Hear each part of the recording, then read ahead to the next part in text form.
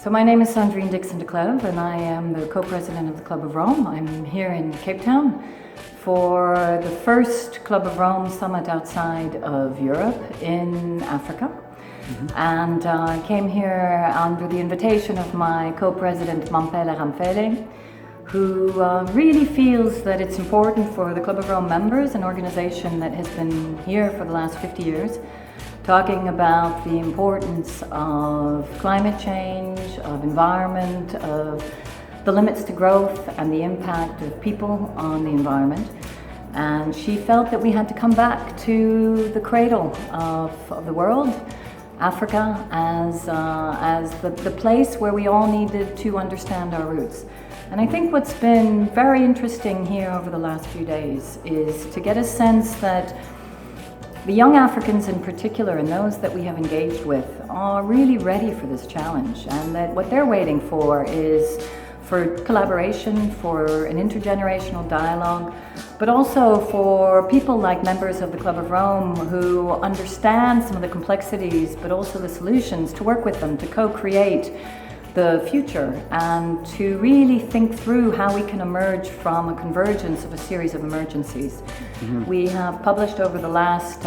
year actually 2 key documents talking about both the climate emergency and the planetary emergency.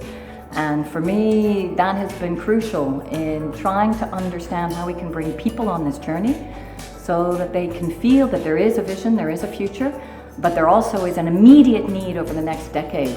to deal with these emergencies and to put forward the right solutions and the right finance to actually ensure that capital gets to those solutions as soon as possible. Can you tell me a bit about the next steps? You mentioned something about centers of excellence or some, can you go into some detail about so the Club of Rome and under our leadership now recently, we've decided that we needed to shift a little bit just from a think tank and a thought leadership group of intellectuals from across the globe and use our thought leadership and transform it into action.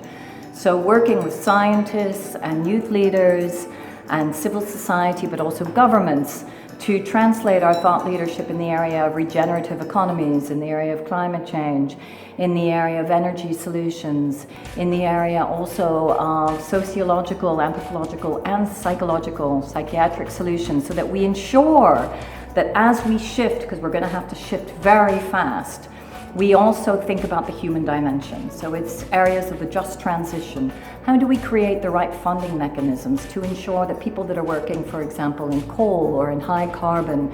energy sources can actually be transferred into clean and low carbon energy sources? How do we ensure that communities actually feel the positive impact, not the negative impact of all the catastrophes that we're probably going to see over the next 20 years? So we've set up a series of impact hubs. We're inviting partners and different regions to work with us in order to bring forward over the next decade some core thought leadership and translate that into action. But in addition, think about the real systems changes that we need to meet our goals in a long-term perspective and underpin a new type of civilization which is more based on well-being and prosperity and equitable growth rather than just a dichotomy between the richest and the poorest of society.